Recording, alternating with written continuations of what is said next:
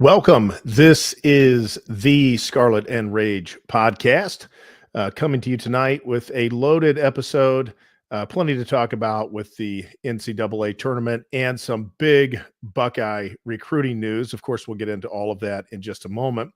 But before then, those of you who are watching that have not subscribed, if you would hit that subscribe button. We know many of you, hundreds of you, are watching every week but not subscribing. Some of you might be, hate watching. That's fine. Go ahead and subscribe so you'll know when new content comes out. Those of you that are already subscribed, if you would hit that like button, appreciate that. And I am Michael, the voice of reason, and this is my co-host, Jay, the voice of rage. And there certainly is going to be really plenty to rage about. Getting into this season, this March Madness season with the Big Ten. But Jay, like I said in the intro there, we do have some good news coming out of the national championship football program that at least we can be thankful for that. However, before we get into the show tonight, how was your week? I assume you watched some basketball over the weekend, and you'll tell us all about that. But other than that, how are things going? It's a very loaded question, Michael. Yeah, man, just life is great. It's great. Sometimes in dire times, you kind of have to look at the things you do have versus the things you don't have. And I don't know, man. It's just dark times in our conference, in basketball, and honestly, dude, baseball too. I know we're not talking about baseball as much. That's more your expertise, but I mean, it's I don't know. It's just some rough times out there, man. Ross Bjork's got his work cut out for him, because while really due to Urban Meyer and we'll say Ryan Day, the football program, and Jim Tressel, the football program did well under Smith, but a lot of other things really did not do well. And, of course, we've talked about the basketball team flat out fell off. So Bjork has got his work cut out to hopefully even the scale a little bit and start to develop some success in some of these other important sports, but we have a long way to go. Seeing this first chat here reminds me, if you super chat, we will obviously read it and we will highlight your chat. Otherwise, we are certainly going to try to get to some of the comments. Oftentimes there's more than we have time to really get to in the flow of the show, but this one is the first one. And just answer this one before we get going into the show here, Jay. They ask, how is the new baby? Maybe they're trying to change your perspective there, Jay. Who knows? Maybe they're trying to reframe life in a different way outside of the Big Ten basketball. How's the new child, Jay?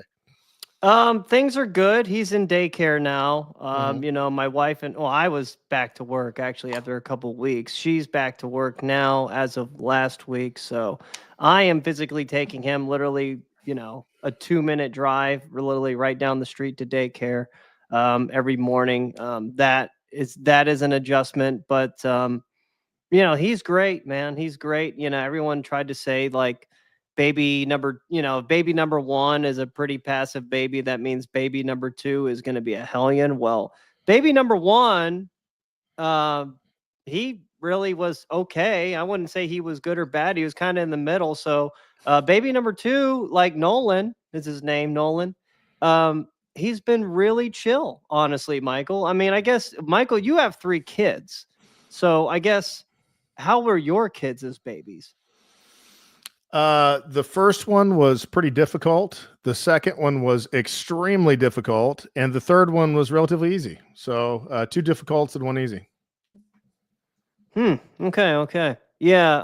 I guess difficult is a matter of subjective reasoning, I guess. Difficult to get to sleep, fought sleep, got up a lot in the middle of the night, cried a lot throughout the day. Yeah. So that would be my definition of difficult. But yeah, it gets it's a fog during those years of the early kids. So I don't really envy you, Jay. I've been there and I've gotten past it, and I'll be honest with you, I don't want to go back. But it doesn't help. I mean, like, honestly, like, like, again, like, we've figured out a flow, but we don't have any help here. We don't have any family here in the South. Yeah. So, like, we don't really have any help with anything. But, my wife and I have been like two like warriors out here, just getting it done, man. Two full-time working parents with like no help at all. So we're chugging along here, man. We got it figured out, man. Yeah. Well, good. Well, Jay, let's get into this disappointing weekend here. Now, here's the thing. Was it disappointing? Yeah. Did I expect it? Yeah, I did. I really did not expect the Big Ten team to go to the Final Four. I did not expect Michigan State to win.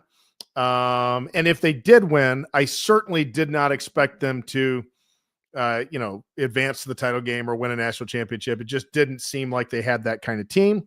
Obviously a good team, but not an elite team. And when that is the best that your conference has to put out on the court, that's not great. What was the Big Ten's record this year against the SEC in the tournament? They played quite a few games. Do you know what the total tally was?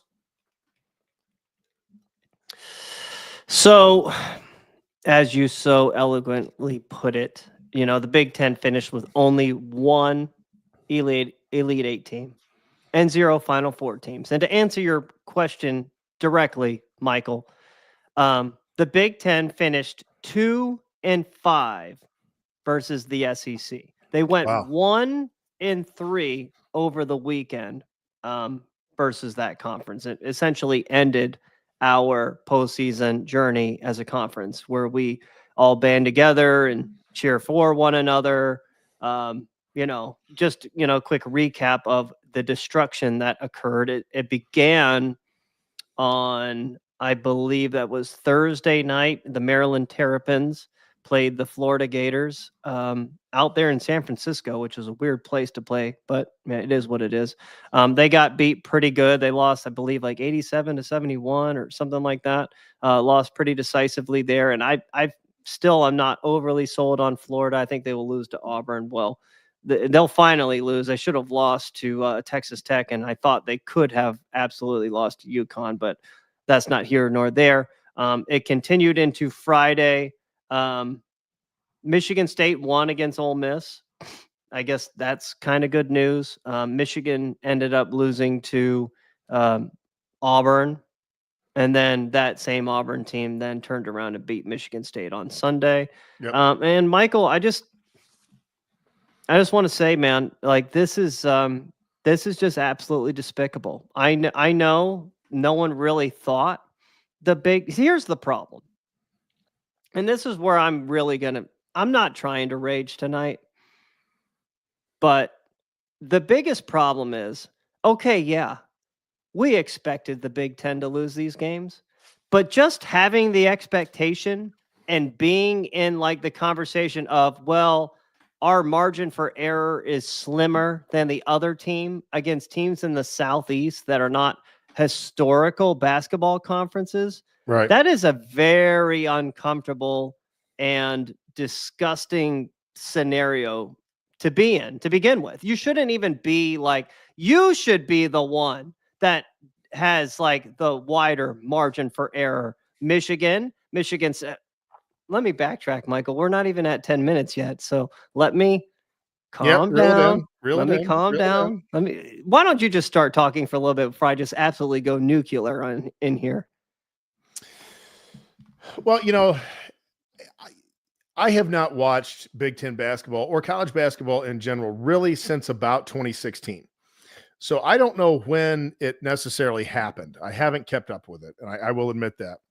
But I can say up to that point, in this millennium, this century, while the Big Ten was not setting the world on fire with national champions, they just had the one, as we've talked about, in 2000. They were always a good conference most years. Most years they were a good conference. Most years they had several solid teams. They might have, a team that could make a little bit of a run. And they certainly were not, second to the SEC. They often were second to the ACC through a lot of those years. But the SEC, other than Kentucky and Florida in the early part, which is more than the Big Ten had, I guess, but year in and year out, the Big Ten was often deeper than the SEC. When did the change really take place? When did the Big Ten really start falling off to where not only do they not win national championships, they don't even have good depth in the conference? I would say, well, here's the thing, Michael, like to the layman, a lot of people would say the Big Ten does have depth because they actually got the second most amount of bids behind the SEC, which I thought was stupid. So, but in all honesty, I don't think that Big Ten is a very deep conference. And I would say, I don't know, there was a resurgence there. So here's the thing, the Big Ten was really bad through most of like the 2000s. And then, the Big Ten ACC challenge, we were just getting our asses kicked year in and year out. And then it turned around. I believe it was 2009. No, 2000. Yeah, 2009, we won our first Big Ten SEC or Big Ten ACC challenge. That was like the greatest thing in the basketball, early season games that there were. We turned we turned that around, won the first one there, and we eventually made like the the win-loss record against the ACC and the challenge kind of like respectable, although the ACC won the last one. But I would say around 2020 is when the Big Ten fell off again. It does seem like after post-COVID, the Big Ten just fell off. Our last, like I know Purdue made the, the championship game last year, but they were like the only team that was like of that caliber. And Michael, I just need to rage for a little bit, man. I just need to rage. I just want to say, like, this is despicable. This conference is an absolute fucking dumpster fire. And people actually still defend Jake Diebler, Michael, on here, finishing so bad in such a shitty fucking conference. 26 fucking years. It's been 26 fucking years, Michael, and counting now since our last national championship, and nothing in the coaching, in the recruiting, or the transfer portal world would suggest that is changing anytime soon. What in the fuck is going on here, man? The SEC, I mean, just to tell you off the bat, the entire Final Four, Michael, is comprised of teams in the Southeast: Houston, Duke, Auburn, Florida. The SEC and just the Southeast in general have taken over college basketball. How the fuck has that changed? Which of those states is like a traditional like basketball state? I mean, I guess Kentucky is your like old home state, but Kentucky's not even there. Like Kentucky's not there. Like Indiana and Ohio have a better history than these states, I believe, on the basketball side. So I don't know, man. I don't know what else to say. I mean, I'm sick and fucking tired of having to deal with this year in and year out. I'm sick and fucking tired of like having such high hopes for Ohio State in the Big Ten in the conference tournament, and they always fucking fail. They always fucking fail. Well, that's why I would say that they're not really that much of a deep conference. I mean, you can have like a lot of mediocre depth, but like, is that really a deep conference? I mean, I think that to have a deep conference, you have to have a few teams that are, really legitimately in the top 10, and then another tier of teams that are down below that, 12 through, 30 or somewhere. But, because not all your teams are going to get in the conference and play well. But like you said, they really don't have any really good teams. And that's why their margin of error was so thin. They had a decent amount of round of 32 teams, which, I mean, I guess that's okay, but nothing at the top end. And, Michigan might have been the best team really in the conference. I don't know. Maybe, it would have been interesting to get to see Michigan and Michigan State play. You know, we'll never know at this point. But yeah, I don't think you could really classify it as a deep conference just because the conference didn't have any top end. You know, those are, and that's just from me watching throughout the tournament, because I didn't watch during the regular season, but just watching throughout the tournament, I wouldn't call it a deep conference. I'd call it a very mediocre conference. Yeah, Michael, you are absolutely correct there. A couple thoughts here. Crazy enough, and I know I haven't mentioned them a lot yet, but the Purdue Boilermakers, in my opinion, they only made the Sweet 16, but in my opinion, they represented the Big Ten the best, giving Houston everything they wanted. Houston went on to blow out Tennessee in the Elite Eight. So, you know, I guess props to Purdue there, losing close to Houston. Michigan State just looks so hapless and limited against Auburn. Just, you know, a reoccurring thing in the Big Ten is they have just slow white guys at like weird positions at guard. Like, you just don't win. Like Purdue plays too many slow white guys. I mean, they're coached well under Matt Painter, but they don't have the athleticism. Same for Wisconsin. Same for teams like Iowa. You know, like the length and speed and athleticism at like the guard and forward position. Like Michigan State actually had pretty good speed, but like their three guards they started were all under 6'3". You just can't do that. Auburn, on the other hand, started like 6'4", 6'6", 6'7", and then they had Janai Broom at the 4 at like 6'10", and then Dylan Cardwell at like 6'11". Like, they're not going to be able to match up with that. Like, what are you doing, Tom Izzo? Like, Tom Izzo is supposed to be one of like the paragons of college basketball, but all he does, in my opinion, is underperform. I haven't seen it from him. I feel like outside of that 2019 year where they made the Final Four and upset Duke in the Elite Eight, and then, you know, then got upset by Texas Tech, I feel like it's been a long time, even before that, that they played like their seeding type thing. So I don't know. He's overrated. You know, I made a comment the other day that if Dusty May is like considered one of your top coaches in the league, that's a real problem. I mean, like the coaching in this league, Michael, from like a name perspective and actual coaching, that's the biggest problem. The names are not there. And since the names aren't there, the recruiting isn't there. The players don't want to go play for these guys. Do you think there needs to be a change in approach in the Big Ten, much like there was in football, in the sense that for quite some time it was clear that, you know, the Big Ten lacked a little top end speed, generally speaking, in football, and you know that has to a large degree changed. I mean, Ohio State, very fast team. Oregon, very fast team. Michigan, a couple of years ago, very fast team. We're not talking about Big Ten teams having problems keeping up athletically or with speed in football. Even Penn State, you know, plenty a fast athletic team.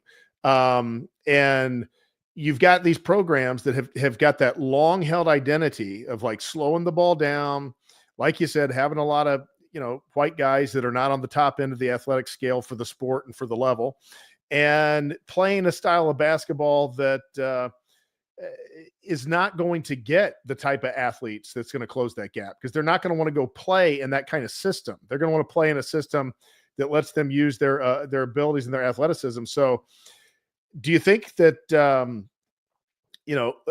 Urban Meyer was he shook up the Big Ten football, and then they begin to bring other coaches in, and guys begin to change, and guys begin to adapt, and guys begin to recruit different. It seems like something like that needs to happen in basketball. It seems like the basketball in the Big Ten is very much where football was by about 2012, 2013, just behind. Man, basketball has been like that for a very long time, Michael. It's been like that for a very long time. You're absolutely correct. There does need to be a coaching hire within this conference that just shocks the world, and it is like, oh, okay, he's going to coach there.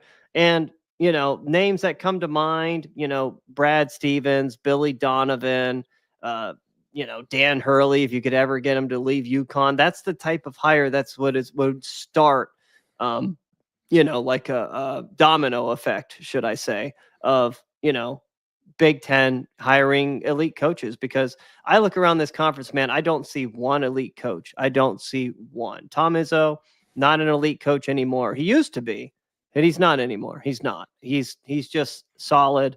I wouldn't put him in the top 5 coaches in college basketball right now. And if you're in the Big Ten and you don't have one top 5 coach from the Big Ten in the top 5 overall, that's a massive problem. And a lot of people, Michael, and this is where I gets, kind of irky as well. It irks me is people keep saying, oh, well, they're not forking out the NIL, and that's why they're not getting the best players, and all these other teams are paying, and blah, blah, blah. Well, you motherfuckers weren't winning prior to NIL. The same problems that existed prior to NIL are the same problems now. So NIL is definitely not the problem. It's definitely, I promise you, Michael, like that is a lame ass fucking excuse. The Big Ten teams are still recruiting the same caliber of fucking athletes. If fucking Podunk, Auburn, Alabama can get the big, long, fast black athletes, then why can't fucking Iowa? Because, Michael, what in the fuck is there in Auburn? I know it's like kind of close to Atlanta, but like, what in, like, I've talked to my wife about this. She's been to Auburn. It sucks. You've been there too. Oh, of course. Yeah. No, Auburn's not a great city by any means. So it's not like you're recruiting against great places in some of these schools that have developed, high level basketball programs. A name that I will put out there to watch. This wouldn't be a major splash probably unless he really made some noise at his new destination, but somebody to watch as a retread into the Big Ten possibly is Richard Pitino, who is headed here to Cincinnati to take the job at Xavier.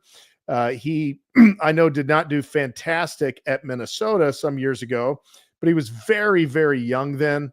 He's only 42 now, and he was very successful out in New Mexico.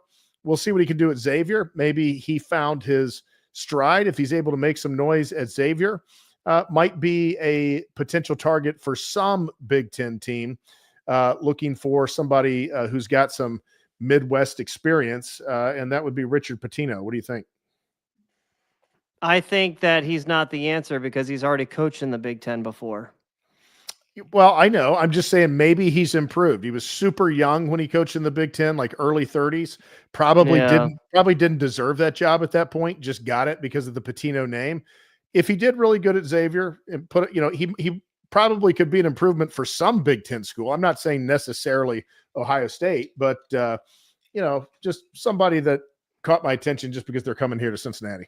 Yeah, I mean, he was fired at Minnesota, and I'm looking at his record at Minnesota right now, and it was really bad.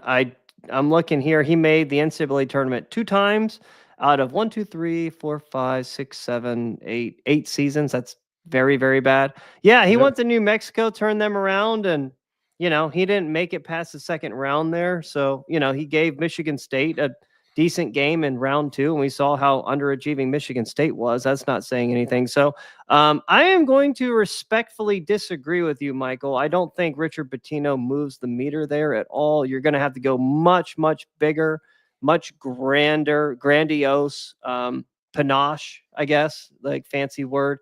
There needs to be something that just sends shockwaves like Urban Meyer, because that is not it. I agree. No, absolutely. I wasn't suggesting he was. I was just saying he might be somebody that could add another good coach somewhere in the Big Ten, because it's clear, they need a splash hire by somebody.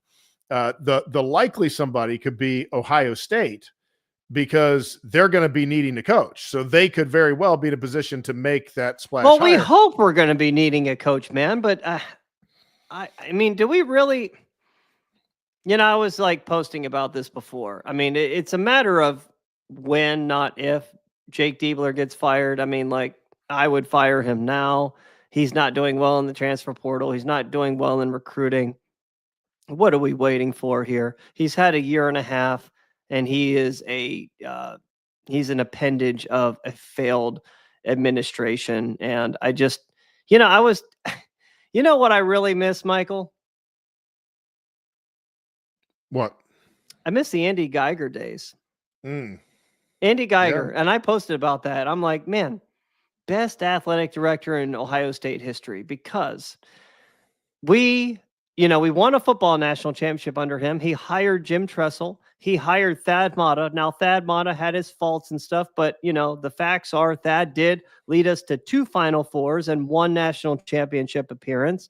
And the baseball team, Michael, made they played in a super regional and hosted it and lost. They got swept, but that is like the great. I mean, like, maybe I'm spoiled and I hold Ohio State baseball to too high of a, I guess, a rating or whatever expectations. But I mean, like, that's like one of my first memories is that super regional in 2003. I think Nick Swisher was playing for them and they got swept. But I mean, like, that was under his watch. I mean, the baseball program was operating at a good level, not like an elite level, but good. Basketball program was borderline elite and the football was elite. Well, and to me, it goes back to, dedication to a program, and Ohio State baseball and even basketball, sadly, hasn't had a lot of dedication in recent years. I mean, the hire of Jake Diebler is all that needs to be said about the dedication to Ohio State basketball. I mean, that's literally, you don't need to say anything else.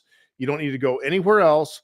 The fact that they hired Jake Diebler, a assistant from a failed head coach, that's all you need to say about what they're putting into Ohio State basketball these days. Same thing with baseball. It's possible to have a very good program in the Midwest. Nebraska's had a very good program through the years. Indiana's had a good program at times. I think they made a College World Series appearance. Michigan has got a good program, but what is Michigan doing? Michigan's got like a $40 or $50 million baseball complex that they built. It's beautiful. It's gorgeous. University of Kentucky, where I did not know that. Yeah. When I was at University of Kentucky, when I went there as a freshman, I mean, to me, our facilities were good because I was coming from a high school, but like they weren't, looking back, they were not great at all. They put $50 million into a baseball facility. And guess what? When I was there, we were not good. We were one of the worst teams in the conference. Now they're one of the best teams in the conference because they've put dedication and resources into that program. And I don't know how Ohio State does it without, we've talked about it before, so I don't want to beat a dead horse.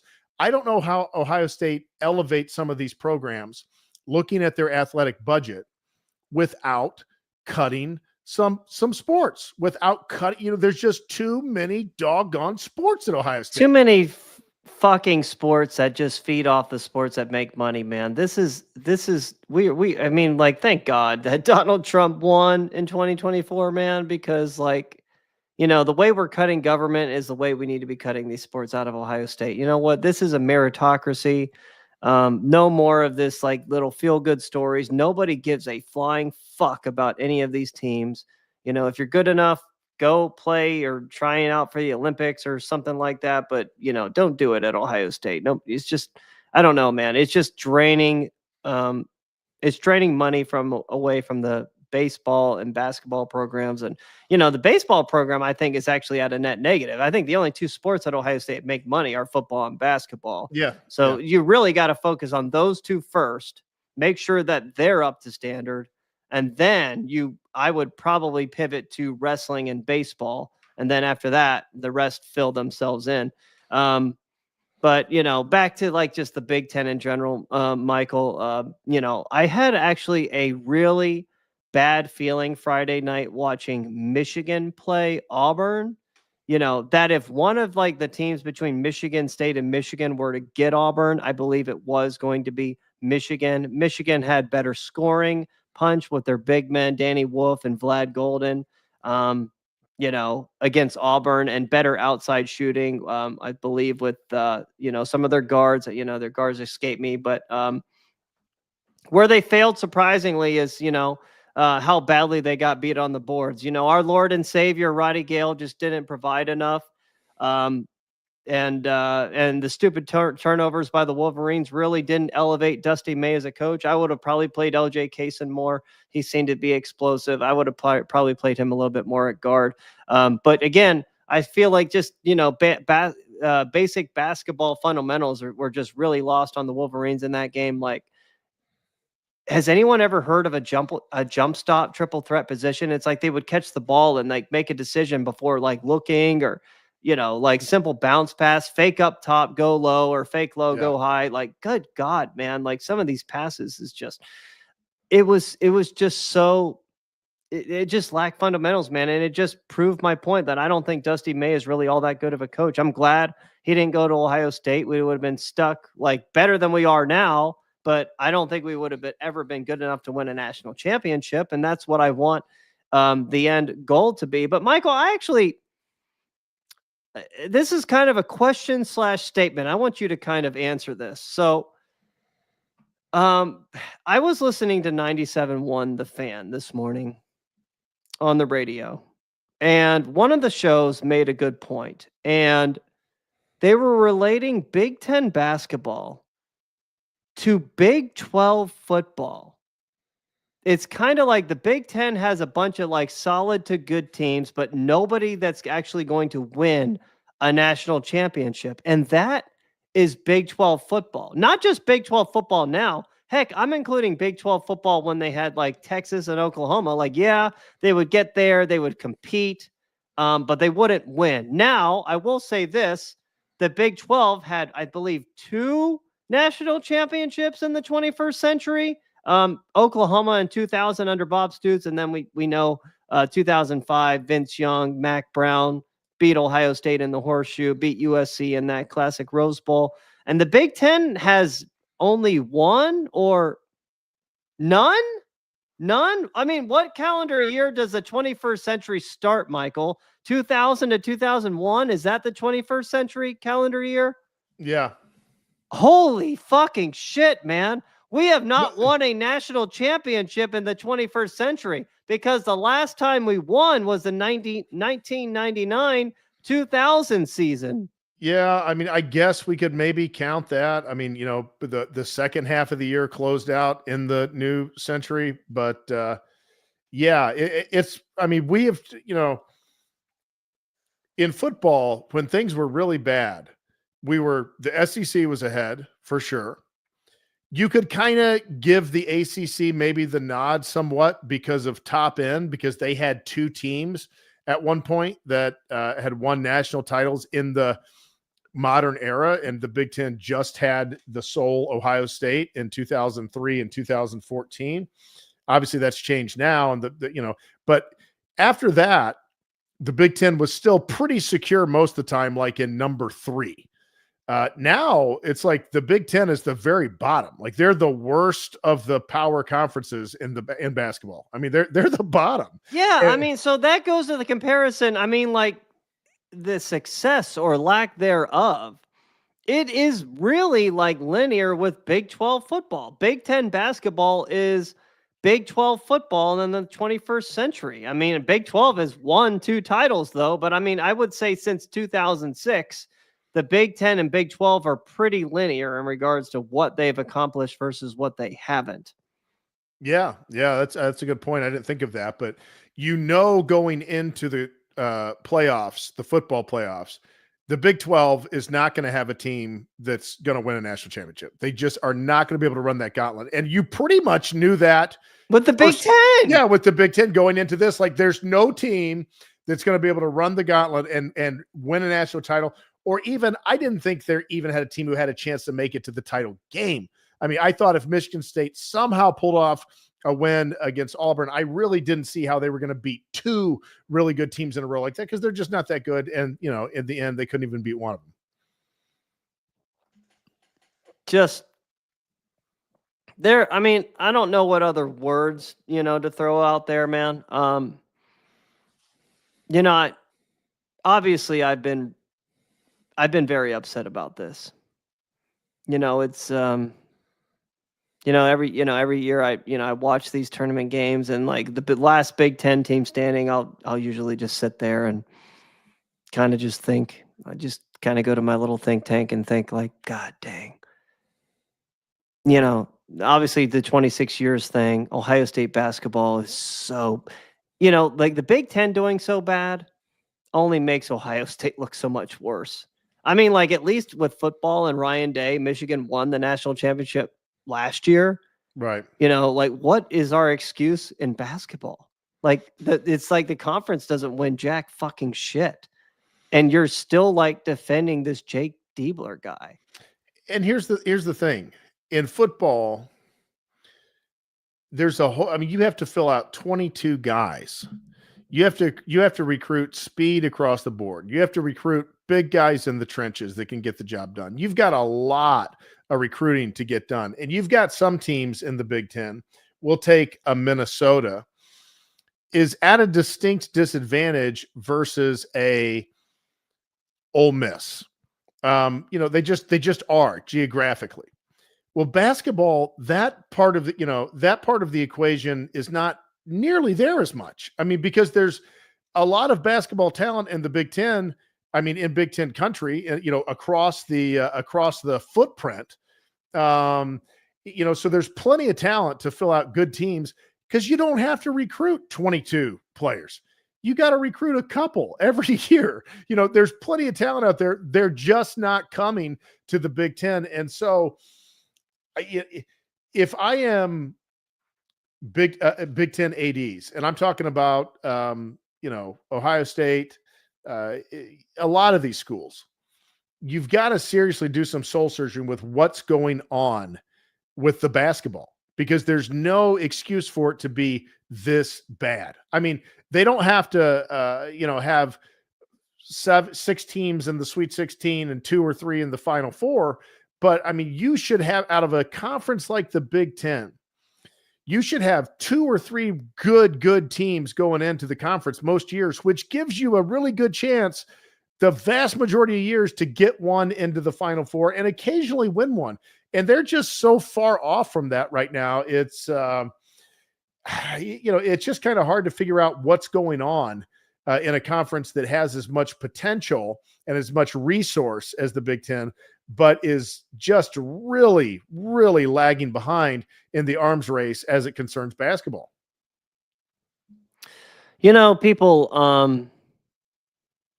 you know, they get on me for keeping Ohio State basketball and holding them to such a high standard for being a football school. And, oh, like the best coaches won't, you know, go coach at Ohio State because they'd be in the shadow of, you know, the football program. Well, number one, the basketball program has actually had pretty damn good success. And, you know, I believe, I mean, they're dropping here on the all-time list, but, you know, last I would probably, you know, cumulative, they are probably a top 15 program all time in basketball, in Division I men's college basketball. So, you know, the facts are the facts there. And it's not just me, Michael. You know who actually, at least on their words, maybe not their actions, but their words, you know who actually also held Ohio State to an extremely high standard? Who? Gene Smith. Hmm. Gene Smith, I found this. He made a comment back in 2017 when he fired Thad Matta. He said that Ohio State is a place where they should be a Sweet 16 team every year, winning Big Ten championships with the occasional Final Four. And those are the expectations. I completely agree with him. I actually do think Gene Smith believed those words. Now, the fact of the matter is I don't think he knew what the fuck he was doing. And he was a closet socialist. And just, you know, because of that, he's a freaking university bureaucrat who didn't know what he was doing and got appointed as affirmative action hire and destroyed our athletic programs. But I actually think he did hold the basketball program to those standards, but it didn't. I mean, like, he ended up being the worst athletic director in our history. And not to mention all of that, man, just, you know, like, Michael, you know, I'm just thinking out loud here, and I look across the podcast world, and I look across the sports world, and the Big Ten in basketball is full of a few, maybe not a lot, but some really, really, really solid programs. And then I would even say Indiana, I'm not sure that they're a blue blood, but they are just under it. But you have programs like Indiana, You have programs like Michigan State. I just named off Ohio State. Michigan actually has a damn good basketball history. Illinois. Illinois is good, but I wouldn't throw them, like, all of those teams actually have better history, but Illinois is, you're right, more of a basketball school, I think, than a football school. And UCLA now. Yeah, well, yes, now UCLA. You're absolutely right. So my point is, where are the other shows beating this drum for the conference to turn it around? I really feel like we're the only ones carrying this torch. Like, we are the vanguard here, Michael. Our show is the only one that really tries to cover Big Ten basketball and hold them accountable, because nobody else fucking is. Nobody else seems to care, which is surprising. Now, if like these teams weren't historically good, okay, I could understand that. But there is some real history here, and that is the part that is so perplexing to me. Nobody fucking cares. But like, why? You should fucking care. You should be upset here. But just people are just kind of going about their day like it's no big deal. I think that's the problem. Is I don't think there's the appetite among the Big Ten fan base to demand a better product out there. It's like we just kind of gotten happy with whatever it is. There certainly has been a demand and a push on the football side, and you've seen a response to that. And but it does not. I'm going by Ohio State here. I can't really speak for other fan bases so much, but there's not. I don't really feel like the fan base is overly vocal about basketball. It just doesn't mean a whole lot, especially coming off the glow of a national championship and a lot of football success over the last 20 years. It just doesn't seem to mean as much. It seemed like, well, okay, like it's a bonus. And that's why I say, the onus, I believe, is on Ross Bjork. He has to re-engage the fan base into basketball again. He has to give them something to get excited about again. And that's a double-edged sword. If you get the program rolling again, if you get excitement again, there's going to be some expectation that comes back, and there's going to be some demand that a certain product be out there on the floor representing the university. And that's just not there right now. It's greatly lacking in Columbus, I think. Michael, do you trust Ross Bjork to make a good basketball hire when that time comes? Because there's a lot of uncertainty when it comes to his coaching hire ability. Now, I will say this. There is like some gray area whether he hired Jake Diebler or not, or he was like the sole one in charge. I can tell you this. The fact of the matter is, I understand that he walked Jake Diebler out and he introduced them to the team, as the new head coach and everything. But by the letter of the law, Gene Smith was still the acting AD until July 1st. So he's kind of got, a little bit of like, well, this wasn't my guy type thing going on. I don't know. But do you trust him to make the right hire? I don't know. I've heard some disturbing things from his Ole Miss days in Texas A&M. No, I mean, I don't totally distrust him because I like that. I think he's a modern thinker in that position, unlike Gene Smith. So I do feel like there's some things he has that I trust, at least to a degree.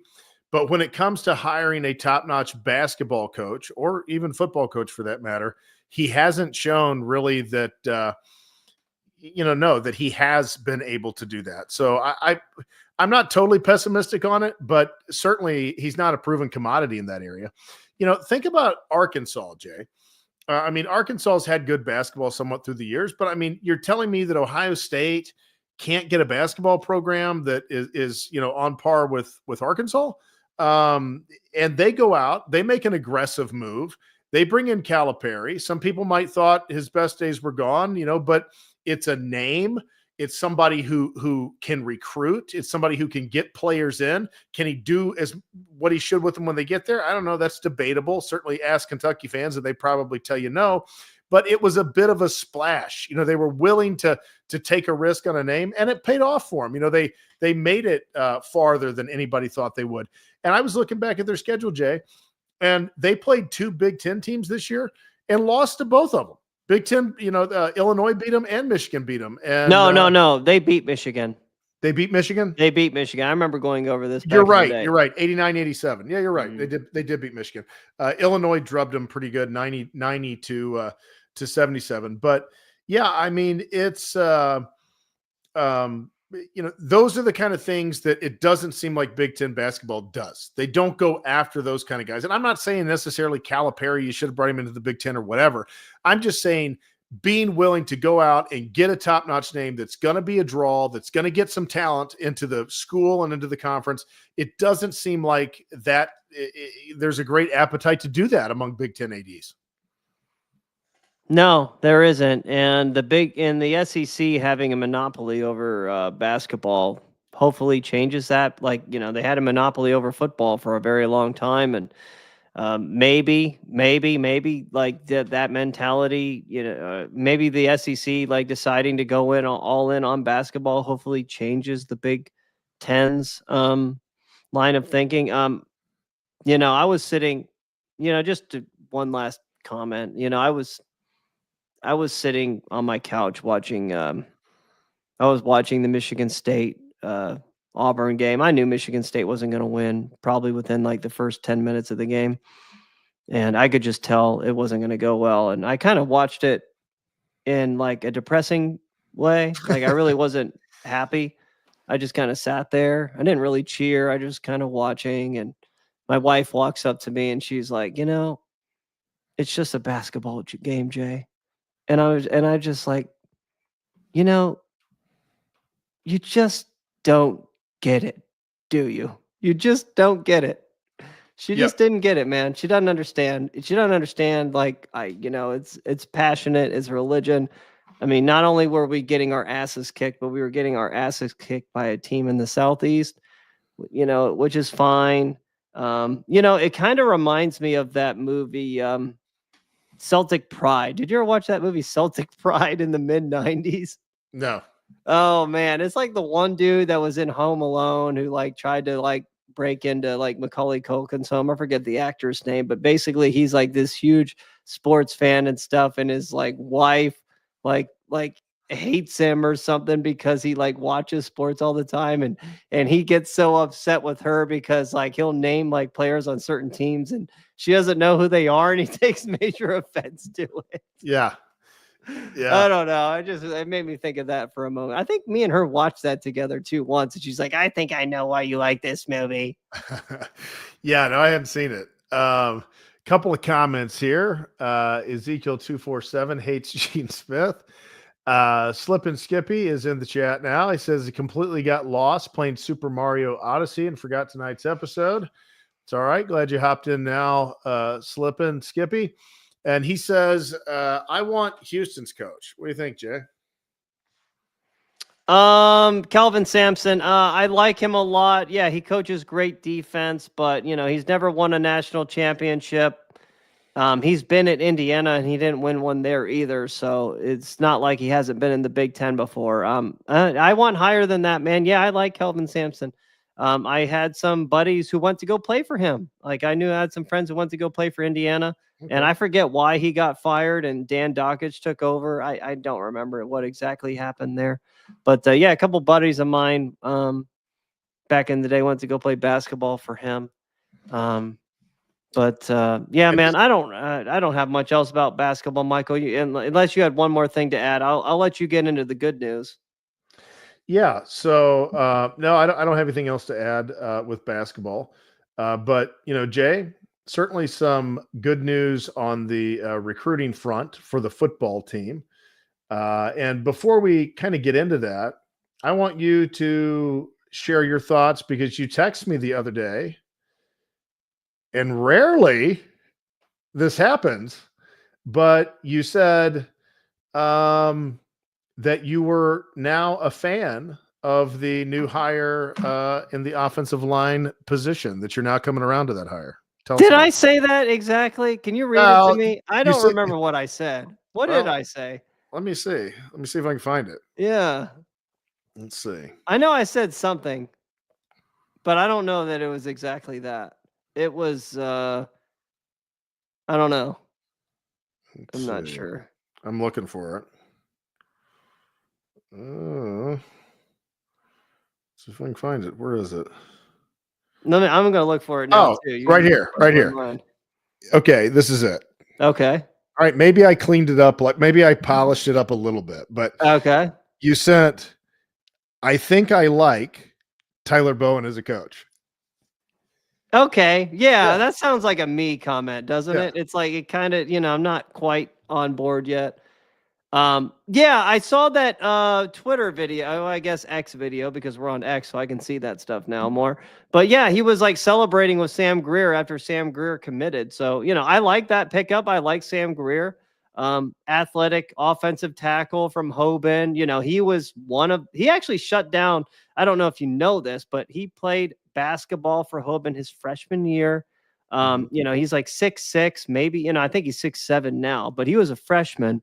And Devin Royal, who is a current Ohio State basketball player, he actually kind of shut down Devin Royal. And, great for him. It kind of shows his athleticism, but it's kind of damning for Ohio State basketball that, Devin Royal could get shut down by a fucking fat freshman, in like the state finals game. So and again, it kind of shows why Devin Royal is kind of limited in the college game because, he's 6'6" and tries to play inside. And, he has like a 6'10" guy's game, but he's 6'6". But yeah, man. What else in recruiting do we got going on, man? Well, we got the big splash that was made out of Baton Rouge, Louisiana. Blaine Bradford, one of the top safeties in the country. Now, I don't know why 247 has him so low. They've got him ranked as a 93, as the 7th best safety in the country, but his composite score is a 98.7, and he is the number 1 safety in the country and the number 23 player in the country. So, we'll say he's a 5-star. 5-star commit today. Obviously, you've got to hold on to that commit, especially somebody from down in the South like that, from Baton Rouge, LSU and probably Georgia and maybe Texas. There's going to be other schools coming in, trying to make him offers, trying to pull him away. But at least for now, we've got to commit to the Buckeyes, and a big get out of state from the state of freaking Louisiana, an extremely difficult southern state to pull them into Columbus out of, or to pull them anywhere from in the north for that matter. And went down and got him. So great job by the Buckeyes coaching staff, and exciting commit there. Well, Michael, you lived in Baton Rouge, correct? I sure did for 3 years. Okay, well, you tell me. I mean, do you know of this school like in Baton Rouge? It's called Baton Rouge Catholic. That's where he goes to high school. Oh, yeah. Yeah. I mean, I didn't during my time there, I was kind of so immersed in what I was doing. I didn't get involved in the community or involved in high school sports, or, I didn't keep up with high school football the way that I do, now. But I definitely that was a name that you heard down there in Baton Rouge. Yeah, I was looking into it. I don't know anything about Louisiana football. But then I started looking into it some, and it does look like Catholic actually plays at the highest level of Louisiana football. They lost in the state semifinals, it appears, to the team that won the state championship. Again, when I look at recruiting, man, I just don't look at player profiles and player rankings. I look very much closely at where they went to high school and who that high school plays against. Because if that high school plays against shitty competition, it's like, I don't know that I'm sold on this player. But in this guy's case, I believe Louisiana actually probably has better high school football than Ohio right now. The entire Southeast does. I mean, that's just a fact. And because of that, I would say he's a legit dude. Yeah.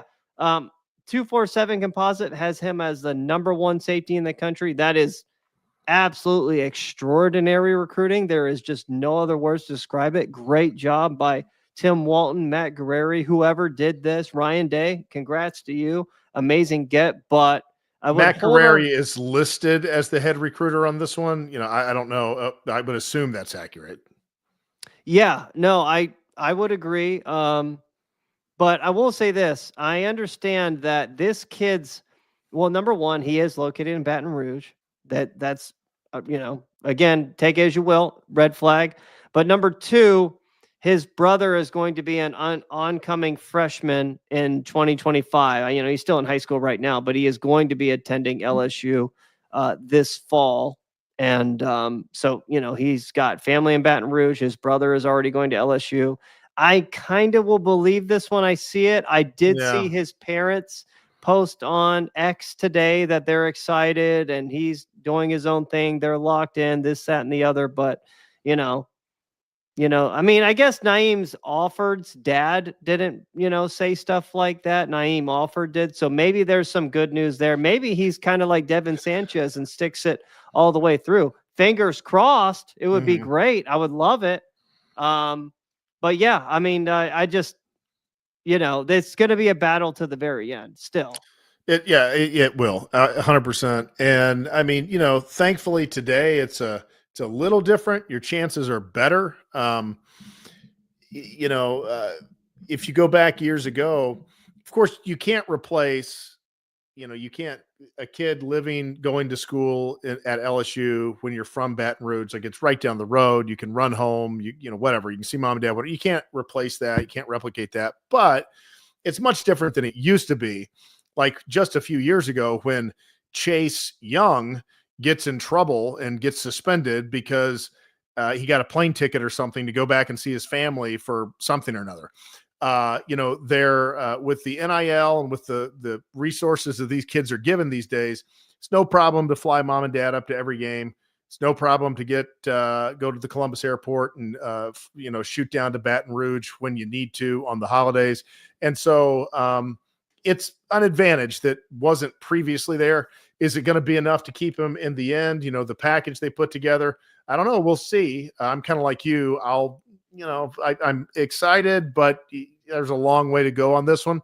But hey, right now we got them. We surged up into the top 10 in recruiting. Hopefully Ryan Day will continue to surge. And maybe I'm just going to throw this out here. And this is really the last thing I have to comment on, and we can wrap it up, but you can give your closing thoughts. But Ryan Day figured out how not to blow it in the end. He'd struggled with the big game for basically, you can say 6 years, 6 full years until he got to the playoffs this year. He'd struggled in big games. And he figured it out. So a light bulb went on. He made some changes. He got it done. He's also had this pattern in recruiting of front running and then slowly falling back, and it's still a good class, but it's like, if they just could have got this guy, or if this guy hadn't decommitted, or this guy hadn't decommitted, there's always that. This year is a little different. Maybe he has adapted his recruit. I have no evidence for this. I'm just throwing it out there other than the change that he made on the field. I'm just throwing it out as a possibility. Maybe he's made some he's adapting to his recruiting approach some. And maybe we're going to see a different Ryan Day where we actually surge as we're heading into, the final run. It certainly seems that it has started that way. And one thing I will say that I read about Tyler Bowen is that Tyler Bowen, from what I've read, and, again, I'm dependent upon the source, but it is being said by a couple of different sources that this guy cast a wide net, that he recruits a lot of offensive linemen, and that this is a very different approach from Justin Fry, where he would focus in on a few. And then when he lost 2 or 3 of those key targets, it was hard to have other, backup people. But, from what I'm hearing, Bowen's very different than that. He's casting a wide net. He's getting a lot of guys telling them, we like you. We could want you, this, that, and the other, recruiting them. I don't know exactly what is, how they're doing it as far as taking, accepting offers and things like that. But it appears that to me that he's just a much more effective recruiter than Justin Fry, who it's absolutely really give credit to the other Ohio State coaches that they won a national championship with offensive line recruiting the way that Justin Fry did during his time that he was there. Maybe he was a good coach. Maybe he wasn't. I'm not debating that. He wasn't a good recruiter. And so maybe we're seeing some changes in the recruiting overall with Ryan Day. And certainly from what I'm hearing, we're seeing some changes in the approach on the offensive line recruiting. Yeah, a lot to unpack there. So let me break it down a little bit. Yeah, I would say this, and I know you're Mr. Optimistic over there, Michael, but the fact of the matter is Tyler Bowen, yeah, they're casting a wider net, but I don't care about that whole wider net thing. I never put any stock into that. I want you to get the best players out there. I don't want you to just have better fallback options. If you are going after a guy, I want you to get the best players. But the fact of the matter is, Michael, yeah, he got Sam Greer, like it. You know, he got Maxwell Riley, like it a lot. But those are two Ohio kids. Justin Fry was going to end up getting them too. The only reason why they hadn't committed yet is because Justin Fry moved on. So really, in all honesty, the only guy this guy got that Justin Fry didn't was a 3-star from Georgia. So the jury is still out on him. I'm not going to say like, yeah, I seem to like, his personality seemed fine. There maybe is hope for him. He's from the Southeast. He's from Georgia, but I need to see the top composite top 50 recruits. I need to see the 5-stars, because up to this point, Greg Stadrawa was our best offensive line recruiter we probably damn near ever had, which is crazy to think when we were ripping on him at the end. I was ripping on him, but not nearly as much as I was Fry. Fry was beyond needing to be gone. Justin Fry won. Yeah, he did win a national championship with people that were not his recruits. So fuck him. Fuck that bitch. Fuck him. Fuck off. Go. Where did he go? To Chicago? Where did he go again? Was it Arizona? Arizona, that's right, because he's with Paris Johnson. Yeah, fuck off, Justin Fry. I'm not giving him any credit. I still won't give him any credit. All of that credit goes to Chip Kelly because that's the blocking changed on every level because of him. So, yeah, Tyler Bowen, the jury's still out on him, Michael. Yep. All right. There's one comment in here. Jay Bags. Big Ten basketball hasn't gotten over the hump in 25 years since Michigan State last won the title. Oh, I see all the years listed here. I bet you I could name each and every one of those Big Ten representatives, Michael, on there. Go ahead and highlight that one, J Bags. Okay, so 2002 was Indiana, 2005 was Illinois, 2007 was us, Ohio State. 2009 was Michigan State. They got blown out by North Carolina. 2013, Michigan lost to Louisville. 2015 is the one I thought we really, really, really should have won. Yep. Wisconsin should have beaten Duke. They just choked. 2018, Michigan lost to Villanova. They got blown out. 2024, Purdue got blown out by Connecticut. 2005, I thought we probably should have won. Honestly, 2005, 2007, 2015 were the 3 years that I thought the Big Ten should have won. So, yeah, I remember all of those games, man. It's amazing the stuff that I remember there. 1, 2, 3, 4, 5, 6, 7, 8. Wow. They've played in 8 championship games. I mean, if you win 25% of those, I mean, we're talking about a totally different story. With the Big Ten. Well, I mean, again, a lot of those games they really weren't competitive in, Michael. And I guess if we want to go down history real quick, 2002, Indiana was kind of there with Maryland, but you could tell Maryland was better. Tom Coverdale, the 64-52. Oh, you looked okay, yeah. So they were kind of hanging around for a little while there, and Maryland pulled away late. 2005, Illinois. That was the year that Illinois was undefeated the entire season. Ohio State beat them in the final game of the regular season with Matt Sylvester's 3. And Ohio State fans still jack off to that game a whole bunch. And I don't know why. It's not like Illinois won the national championship. I'm like, wait a minute. Why do we keep celebrating this? It's not like Ohio State was very good that year. And it's not like Illinois went on to win a title. But that's part of the reason why Ohio State basketball sucks so bad. 2007, Ohio State and Florida.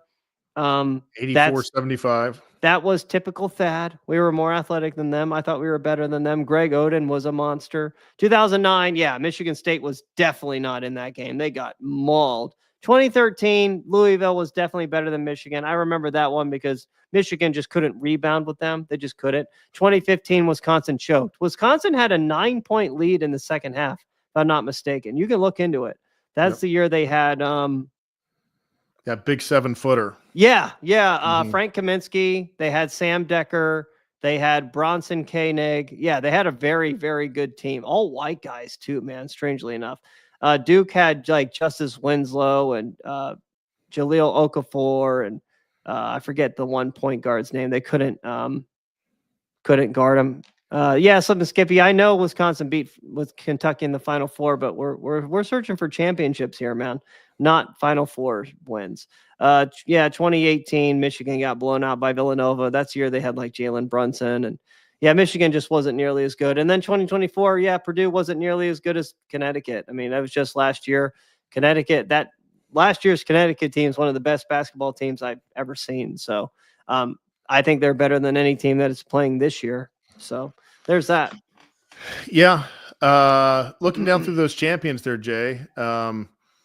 I don't know. The ESPN marketing machine may be doing its job again. I know that the SEC had a lot of teams in. I know that they got 2 in the Final Four. So, they could win a national championship this year. I don't think they will. I think Duke's going to win it. But the SEC has not won a national championship since 2012 themselves. So Kentucky. Yeah. So well, I mean that's a lot. That's a lot more recent than 2000. Yeah, well, that's true. Plus, you've got the 2 Floridas in there, which really, the SEC has won three national champions. Yeah, they've won 3 national championships in the 21st century. So, god dang, dude, my wife's bracket. I thought she had a chance to win the $500. She's not going to. So, the question becomes, man. So, if Duke plays one of those SEC teams, who are you cheering for, Michael? Duke. You kidding me? You are? Yeah. I don't know, man. I think I might just. I don't know. I don't know what I'm gonna do. I'll probably just kind of watch it, and I mean, I'm gonna watch it because I like college basketball. I love college basketball a lot, and I mean, I love One Shining Moment. One Shining Moment's like the greatest, like sports montage in existence. It is, Slip and Skippy, do not remind me of that game, Michael. So there was, Ohio State losing to Kansas in the Final Four in 2012. Yeah, we should have won that game. That was like the notorious Thad Matta game, Michael. I've been Thad Matta's biggest critic. He's kind of like John. I mean, literally, Michael, I kid you not. John Calipari and Thad Matta were like, for a while there, they were the exact same coach. They were both great recruiters. They couldn't coach themselves out of a wet paper bag. And that game, Ohio State just absolutely collapsed. All of the problems that existed under his tutelage showed up in that 2012 game. Turnovers, lack of rebounding, lack of boxing out, lack of running an offense, and this, that, and the other. I will never forget. And I have searched the earth for the clip, and I can't find it. The entire game is actually on YouTube, but it doesn't have this clip of like the immediate interview of Thad Matta. And the sideline reporter goes up to him after the game asking about an out of bounds play.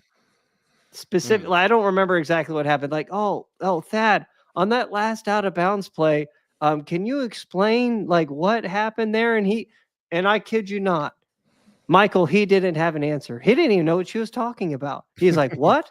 What out of bounds play? What? Yeah. And it was just like that. You're not surprising us. We know you don't know what you're doing, Thad. We love you. You're a great guy. You're a great recruiter. The players play hard for you, but man, oh man, they never had a game plan and they never executed. They didn't have anything to execute. And that was Thad's biggest problem. Yeah, and once he started having those serious back problems and was struggling to recruit and get out on the road the way that he previously was, that was the end of the road for Thad Matta. And he is doing terrible at Butler. Chris Holtman's doing terrible at DePaul. He's doing terrible at Butler. You're right, Slip and Skippy. Wichita State was just as bad. I mean, they're all bad. Yeah, no, you're absolutely right. The next season, we lost to Wichita State, Michael. We had just beat Arizona in the Sweet 16. Fuck, man. I was starting to get into a good mood again, and now I'm reminded of all these fucking failures. Shit. Yeah, the Wichita State game, nothing was as bad as, I would say, losing to Tennessee, Kentucky, and Kansas all in a row were all really bad. Like, everyone points to all the Thad's wins and this, that, and the other, but my God, man, like the failures of him just in those games were just cataclysmic, man. But I have nothing else, man. It's been a long show. Nor do I.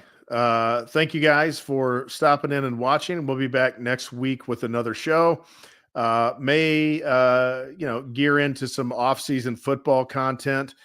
Jay, we still owe him a episode on my case. Oh yeah, for Ohio State becoming dynastic under the reign of Ryan Day. And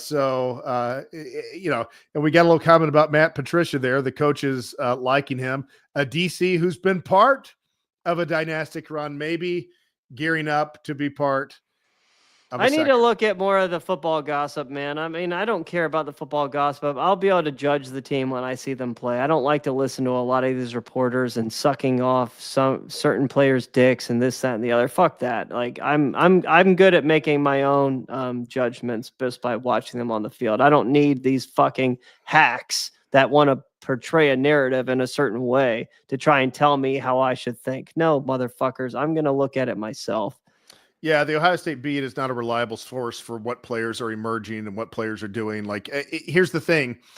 If you pay attention every year, all the players that they're saying are doing all this, that, and the other, like oftentimes by the time the season comes, like none of that happens. So they don't have any credibility. There's no reason to listen to it. It's not, I'm not saying that we have all the answers, but we're going to be giving you what we're honest. Yeah, we're going to be giving you what we see.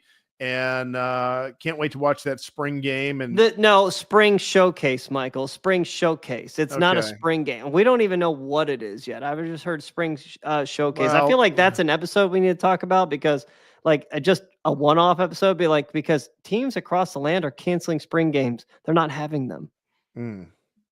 Well, I mean, I don't know. Is it for injuries? Is that why they're doing it? No, they're doing it so they don't get rated in the transfer portal. They don't want to put their players' film out there. Got it. Okay. Yeah.